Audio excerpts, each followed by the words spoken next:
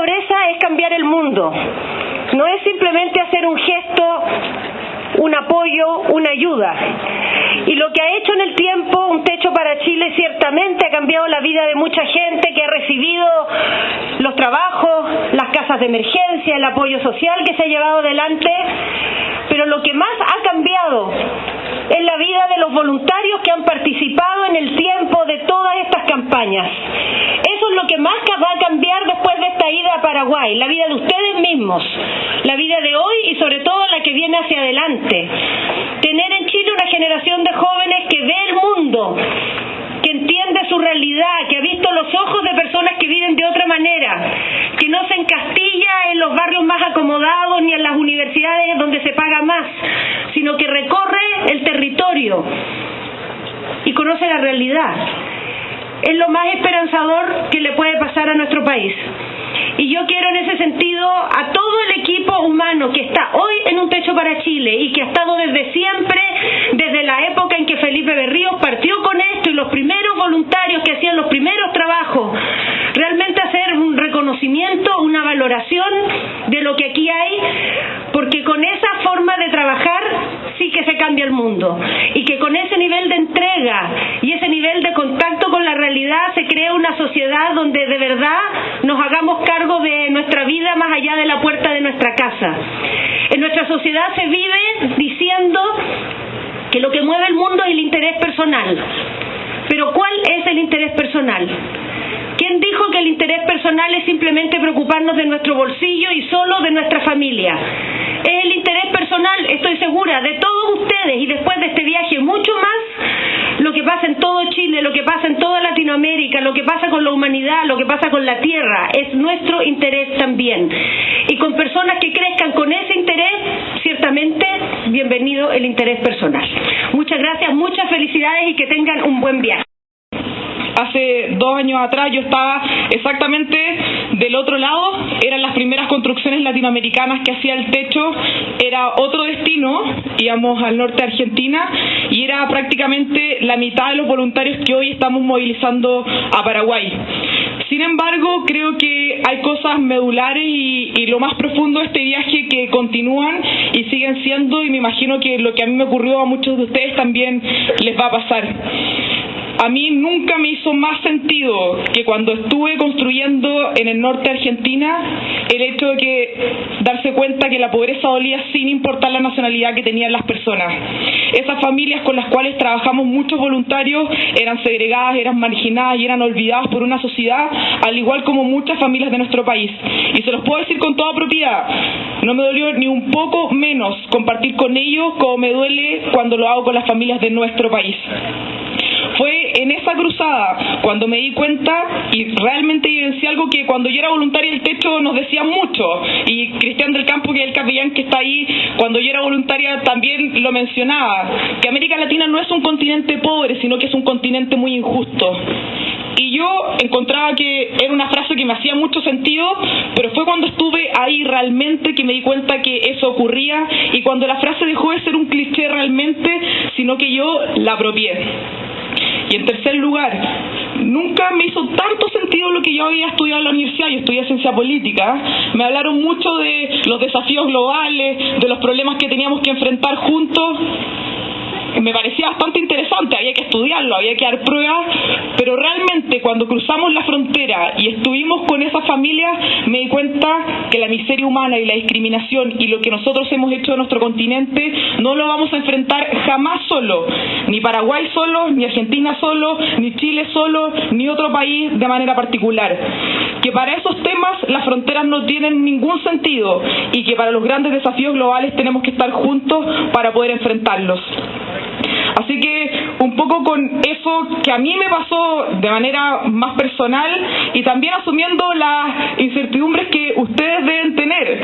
En aquella vez, al igual que como ustedes, pienso, no sabíamos a qué nos íbamos a encontrar, qué familias iban a estar ahí, cómo iba a ser la pobreza en esos lugares, cómo iba a ser trabajar con voluntarios de otro país.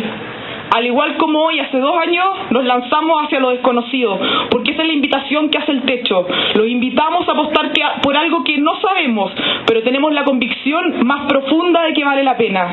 Así que hoy día quiero que nos vayamos apostando por esto, entregándonos por las familias más pobres de nuestro continente, asumiendo que esa es la mayor invitación que podemos tener, que esa frase que muchas veces nos dicen que la juventud es para quemarla, no es una frase bonita, sino que la vivimos realmente haciéndolo, y es cuando vamos a esos lugares cuando todo cobra sentido, porque este no es un viaje normal.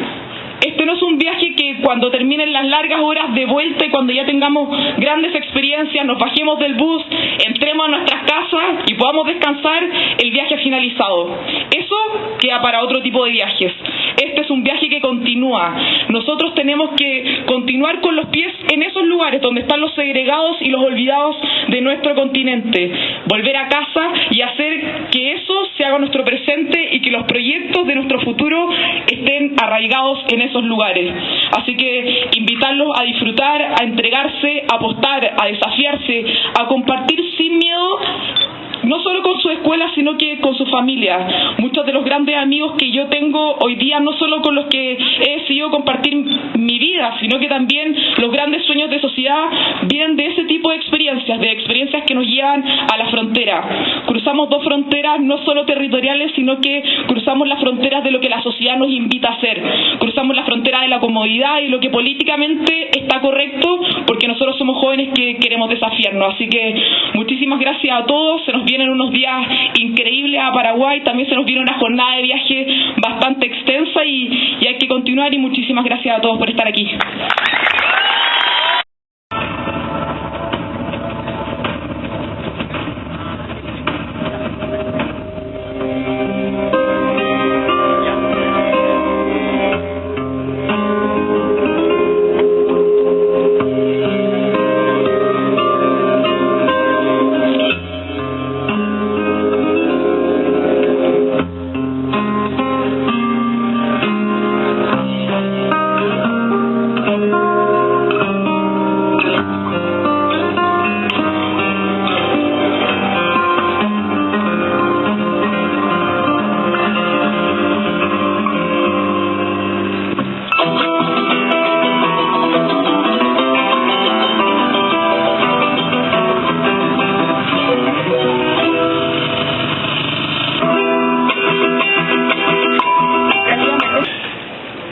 Como Pía contaba que ella hace 2 años estaba ahí, yo hace 40 años, el año 1973, estaba ahí.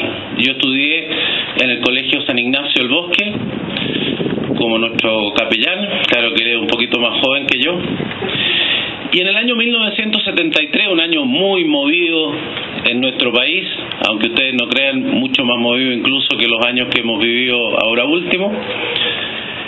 En nuestro colegio, en el Colegio San Ignacio, no se había hecho nunca un trabajo de verano, no se habían hecho trabajos de fábrica. Algunos deben ser alumnos o exalumnos jesuitas aquí y probablemente eso ya lo tienen como una cosa que se hacía siempre. Nunca se había hecho. Y decidimos hacerlo por primera vez, y hacer por primera vez trabajos de verano. Y me eligieron para que yo, igual como estos jóvenes que están aquí, fuera el jefe de esos trabajos de verano. Éramos 100. Fuimos a trabajar a un asentamiento en las cercanías de Santiago, en Putaendo, en un lugar cercano a San Felipe. Y la historia que les quiero contar es la siguiente. Se me acercó un compañero que tenía 1 año menos que yo, su nombre era Ignacio Giaconi, y me dijo que quería ir a estos trabajos. Y en realidad él tenía una grave enfermedad del corazón, había sido operado del corazón, y todos sabíamos que era bastante enfermo, y por lo tanto le dije que no podía ir porque era un trabajo de verdad muy duro físicamente. Y él me dijo que no, que quería ir de todas maneras. Bueno, le dije que lo lamentaba mucho, pero yo no podía tomar esa responsabilidad. Tanto me pidió ir que yo le dije, mira, habla con tu papá, y si tu papá me llama, él tenía 16 años, si tu padre me llama y me dice que estás autorizado para ir, bueno, yo no puedo hacer nada. Pensé que con eso me había librado. Al día siguiente recibí un llamado de su papá, a quien le expliqué por qué su hijo no podía ir, y me dijo, mire, él lo operaron, su esperanza de vida era que iba a durar solamente hasta los 12 años, tiene 16, hemos disfrutado de él, de un regalo de Dios durante 4 años más de lo que esperábamos, y si a él lo hace feliz ir a esos trabajos de verano, que lo haga. Lo importante es que él se realice en su vida. Fuimos a los trabajos de verano. Estaba durmiendo pocos días después de haber iniciado y me despiertan en la noche porque Ignacio tenía un infarto. Lo llevamos como pudimos al hospital, en una carreta, después en un tractor, en fin, lo trasladamos a Santiago. Desgraciadamente nada se pudo hacer, así que Ignacio murió al día siguiente en Santiago. Y bueno, todos nos volvimos de los trabajos de verano, asistimos en el colegio, en la capilla, a la misa por Ignacio, y a la salida su papá se me acercó y me dijo, ¿cuándo partimos? ¿Cuándo partimos a dónde? Realmente no entendía qué me preguntaba. ¿Cuándo partimos a los trabajos? Para continuar, si llevamos solamente una semana y queda todavía para terminar. Si le digo, mire, no tenemos ánimo de ir a ninguna parte. No hay ninguno de los 100 que estamos ahí que quiera volver a ningún lugar. Estamos todos destrozados, muertos de tristeza. No queremos volver. Entonces me dice, tenemos que volver. Y no solamente tenemos que volver, sino que como mi hijo no pudo terminar esos trabajos, yo voy a ir. Él es aún hoy, el padre todavía vive, él era ya en esa época y lo es hoy día, un gran empresario, una persona muy de muchos recursos. Yo voy a ir a hacer lo que mi hijo no pudo terminar. Bueno, eso nos dio tanto ánimo que volvimos a los trabajos. Lo que no pudo hacer Ignacio lo hizo su hijo, lo hizo su papá, quien se quedó durante todo el resto del tiempo con nosotros. El trabajo era sacar papas. Si alguno tiene algo que ver con la agricultura, ustedes sabrán lo duro que es sacar papas. Es estar todo el tiempo agachado sacando con unas horquillas, sacando las papas, que es de verdad un trabajo físico muy, muy grande. Y este señor, que ya tenía su edad, lo hizo y trabajó con nosotros. Y cuando pasó eso, nos dimos cuenta que Ignacio había tenido una vida corta, pero una vida feliz. Que no solamente había cambiado su vida, que había decidido vivirla de esa manera, sino que había cambiado también la vida de su familia y que había cambiado también la vida de los 100 que lo acompañábamos. Y yo quería contar esta historia primero porque es muy parecido a lo que ustedes están haciendo ahora, pero también porque, tal como decía la alcaldesa, cuando uno tiene la edad de ustedes, la vida se ve muy larga. Cuando uno mira hacia adelante, la vida parece que va a durar para siempre. En realidad uno no sabe cuánto va a durar la vida. Puede durar mucho, puede durar poco, uno no sabe. Lo importante es vivirla bien. Y vivirla bien significa buscar aquellas cosas que nos hacen felices, aquellas cosas que de verdad nos permiten colaborar con otros, y la felicidad está en eso, en realmente poder trabajar con otros, poder colaborar con otros, y lo que ustedes están haciendo, estoy seguro, tal como mencionó la alcaldesa al iniciar, no solamente le va a cambiar las condiciones materiales a 300 familias en algún lugar cercano a Asunción, en San Pedro, en Paraguay, quizás más importante que eso, les va a cambiar la vida a cada uno de ustedes. Y cambiándole la vida a cada uno de ustedes van a ser una semilla que también puede cambiar a su familia y puede cambiar a sus países. Así como yo hace 40 años estaba ahí y hoy día soy ministro, o años después Cristian del Campo, el capellán, estaba en el colegio y después todo esto, las personas que estaban en ese trabajo verano y que colaboraban conmigo era Felipe Berría, el cura Berrío, ese era mi compañero con el cual trabajaba, Benito Baranda, que después fue el director social del Hogar de Cristo por tantos años, y tantos otros que han hecho tantas cosas positivas por este país. En el medio de ustedes hay gente que va a hacer todo eso. Probablemente a lo mejor entre medio de ustedes está el próximo presidente de este país. Y lo que ustedes están haciendo hoy día crece esa semilla, esa cosa positiva para este país, para Paraguay, que yo les agradezco por lo que hacen, no solo por Paraguay, por lo que hacen por Chile. Esto nos ayuda muchísimo y créanme que ustedes son los mejores embajadores que pudiéramos tener. Mi trabajo es encontrar los mejores embajadores para este país. Qué mejores embajadores que ustedes. Les deseo lo mejor. Muchas gracias. Cuando tenemos que trabajar para construir 288 viviendas, la logística es tremenda. El viaje es largo y es cansador. Por lo tanto, aquí estamos hablando con personas adultas que no han venido a pasear, sino que han venido a trabajar conscientemente. Por lo tanto, hay ciertas reglas que vamos a cumplir, no porque esto es un regimiento, sino que porque para nosotros la pobreza no es un chiste, sino que es algo muy serio, con lo cual tenemos que trabajar de manera responsable, seria, y hacerlo con un compromiso que se demuestre en nuestros actos. A propósito de la historia que contaba el canciller, esa historia después se transformó en un poema y después el poema en una canción, ¿ya? Y eso, algo así decía, como que aquí tenemos que ser el primero en levantarse, el primero y el último, ya, para todas aquellas cosas para las cuales nosotros nos acostumbramos a ser el primero. Aquí, el último en comer, el último ya en... como ya se me olvidó el poema, pero era como así como...